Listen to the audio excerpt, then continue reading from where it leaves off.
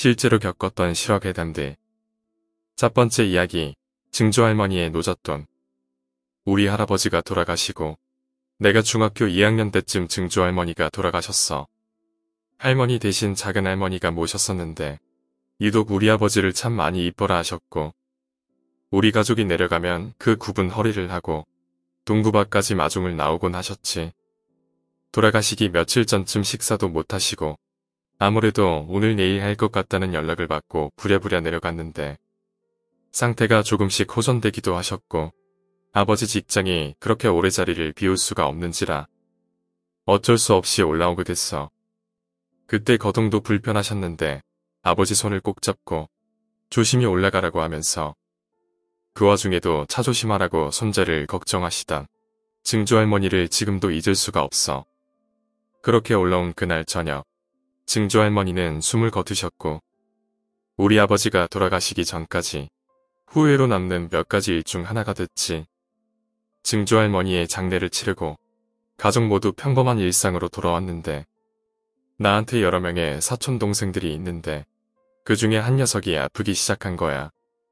작은 아버지의 아들로 나랑은 나이로 따지면 동갑인데 내가 빠른 생년이라 학년으로 보면 나보다 한 살 아래인 그런 녀석이었거든. 누구보다 빠르게 남들과는 다르게를 모토로 엄청 사고를 치고 다니는데 나한테는 형아라고 부르는 밉지 않은 아이였지. 처음에는 감기에 걸린 줄로만 생각했는데 나중엔 학교도 못 갈 정도로 아프기 시작한 거야. 작은 어머니가 대학병원에 데리고 가서 진찰도 받아보고 했는데 특별히 몸에 이상이 있는 건 아니었지. 정밀검사를 받아보자고 해서 병원에 입원을 했는데 그 이후로 급속하게 상태가 나빠져서 음식물도 못 삼키고 수액에 의존해서 하루하루를 버티게 된 거야. 그게 증조할머니가 돌아가시고 거의 한 달 사이에 일어난 일이었는데 부모님을 따라 나도 면회를 간 적이 있었거든. 그 건강하던 아이가 한 달 만에 삐쩍 말라서 산송장이 되어 있는데 작은 어머니는 식음을 전폐하다시피 계시더라고. 근데 그때 내가 사춘기님이 왕림하셨을 때라 친구들과 우르르 몰려다니면서 하지 말라는 짓은 다 하고 다녔거든. 지금 생각하면 자다가도 자동 반사적으로 이불킥을 날리게 되는데 암튼 그런 시절인지라 어른들에 대한 이유 없는 반항심이 극에 달했고 그런 나를 어떻게든 바른 길로 인도하려 어머니가 갖은 애를 쓰던 때라 사실 작은 집이래 크게 신경을 쓰지 못했지. 그래서 중간 부분은 나도 잘 모르겠고 그냥 얼마 안 지나서 자연스럽게 건강을 회복하고 다시 잘 학교를 다녔다라고만 알고 있었는데 우리 아버지가 돌아가시고 밤을 새던 장례식장에서 그 사촌 동생이 저 때의 이야기를 다시 들려주게 된 거야. 그래서 알게 된 이야기지. 증조할머니 상을 치르고 며칠 안 된 어느 날 밤 사촌 동생이 자면서 꿈을 꾸는데 꿈속에서 증조할머니를 본 거야. 검은 옷을 입은 사람이 지게를 메고 증조할머니를 그 위에 태우고 어딘가로 가는 그런 뒷모습을 보고 있었는데 갑자기 그 사람이 할머니를 지게에서 패대기를 치더라는 거야. 주변에 안개가 낀 것처럼 흐릿하게 보이는데 땅바닥에 주저앉은 증조할머니가 주머니를 막 뒤적이더니 나중엔 주머니 자체를 뒤집더래. 그리고 막 무언가를 찾는 것처럼 보였는데 결국 못 찾았는지 그 사람을 보고 사정을 하더라는 거야. 말소리까지는 안 들렸는데 상황으로 봐서 할머니가 무언가를 부탁하는 것 같았고 그 사람은 매몰차게 거절하는 것 같은 그런 느낌이었다고 했지. 한참을 그렇게 보던 사촌 동생이 증조할머니가 너무 애원을 하니까 안 되겠다 싶어서 그쪽으로 다가가려는데 무언가에 막힌 것처럼 앞으로 나갈 수가 없었어. 근데 그때 증조할머니가 사촌 동생 있는 쪽을 물끄러미 쳐다보더니 내 발로 기다시피 해서 다가오더래. 근데 증조할머니도 마치 벽에 부딪힌 것처럼 앞으로 나오지는 못하고 사촌 동생이 있는 그 자리에 근처에서 계속 맴돌기만 하시더라는 거야. 꿈속에서도 그 모습이 너무나 안타까워서 한참을 목 놓아 울었다고 하더라고. 그리고 그 꿈을 꾼 다음 날부터 이 녀석이 아프기 시작한 거지. 눈만 감았다 하면 증조할머니가 나타나는 같은 꿈이 계속 반복되고 음식에서는 이상한 썩은 냄새 같은 게 맡아지고 정말 몸의 기운이 다 빠져나간 것 같은 그런 느낌이었다고 하더라고. 그 말을 하면서 자긴 그때 이렇게 죽는구나 싶은 마음까지 들었다고 하니까 얼마나 힘들었을지 대충 짐작이 되더라고. 그렇게 지옥 같은 나날들이 계속되는데 어느 날 작은 아버지가 병원에 있는 사촌 동생한테 옷을 입히더니 등에 업고 어딘가로 향하더래. 그렇게 작은 아버지가 향한 곳이 바로 절이었는데 사촌 동생은 몸에 힘이 하나도 없으니까 작은 아버지가 눕히는 대로 가만히 있을 수밖에 없었대. 근데 그런 사촌 동생을 본 스님 한 분이 호통을 치면서 아무리 어리다 해도 손대지 말아야 할 것이 있는데 네 스스로 화를 자초한 거라며 엄청 혼을 내더라는 거야.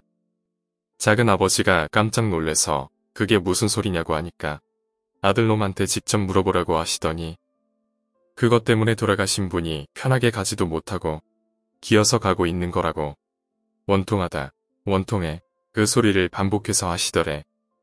작은 아버지가 아파서 드러누워 있는 사촌 동생한테 저게 무슨 소리냐고 다그쳐서 물어봤는데 이 녀석이 증조할머니 상을 치르는 동안 작은 어머니를 도와서 증조할머니 방을 치웠는데 방에 있는 장롱 한 구석에 비단 같은 천으로 곱게 쌓여있는 뭔가를 발견한 거야. 이게 뭔가 싶어서 천을 풀러보니까 어이없게도 요강이 나왔는데 그 요강 속에 1,000원짜리와 만원짜리 지폐들이 수북하게 쌓여있더라는 거야. 그걸 본 이 녀석이 옥심에 눈이 멀어 냅다지 주머니에 쑤셔넣고 작은 어머니한텐 비밀로 한 거지. 사촌 동생한테 이야기를 들은 작은 아버지는 있는 힘껏 녀석의 뺨을 후려갈겼대. 다행인 건 상을 치르고 얼마 안 지나서 사촌 동생이 바로 아프기 시작한 거라. 돈을 쓸 만한 시간적 여유가 없었던 거지. 그 돈은 작은 아버지 댁 그 녀석 방에 고이 모셔져 있었던 거였어. 그 후에 사촌 동생을 다시 들쳐업고 병원에 데려다준 작은 아버지는 그 돈을 태워드리고 저를 수백 번도 넘게 했다고 해. 아들놈의 잘못을 대신 빈다는 의미로 말이야. 그게 효과가 있었던 건지는 모르겠는데 사촌 동생도 점점 기력을 회복했고 증조할머니가 꿈에 나타나는 일도 없었다고 하더라고. 작은 어머니한테는 절대 이야기하지 말라고 신신당부를 하신 터라. 아직까지도 이 일은 나와 작은 아버지만의 비밀로 간직하고 있어.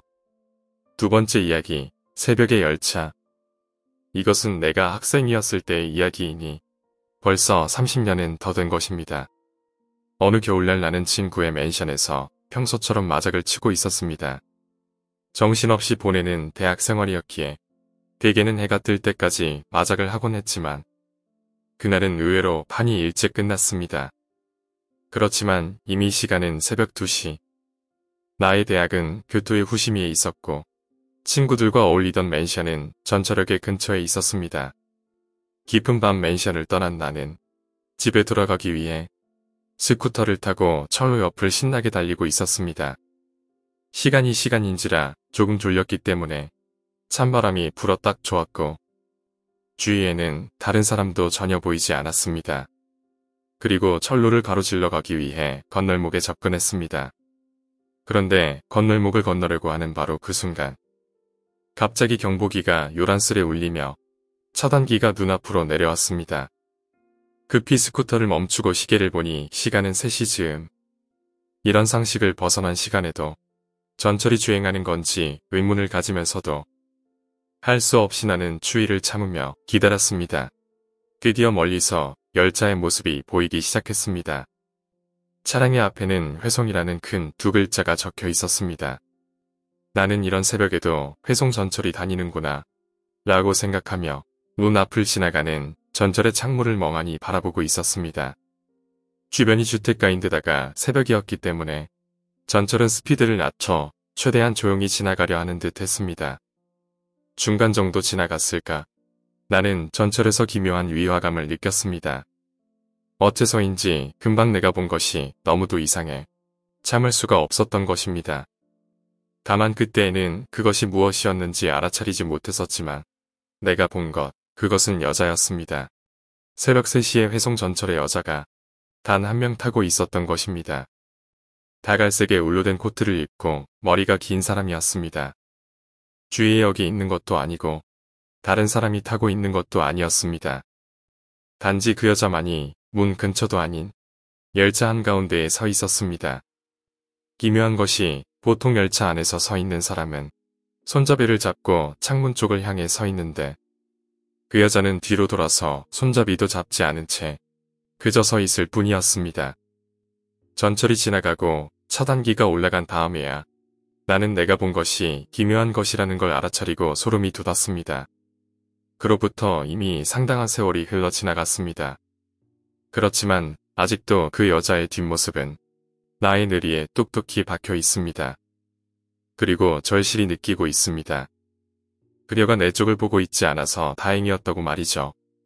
오늘 이야기는 여기까지입니다. 오늘 이야기가 재미있으셨다면 구독과 좋아요, 댓글 부탁드립니다. 댓글은 저에게 큰 힘이 됩니다. 감사합니다.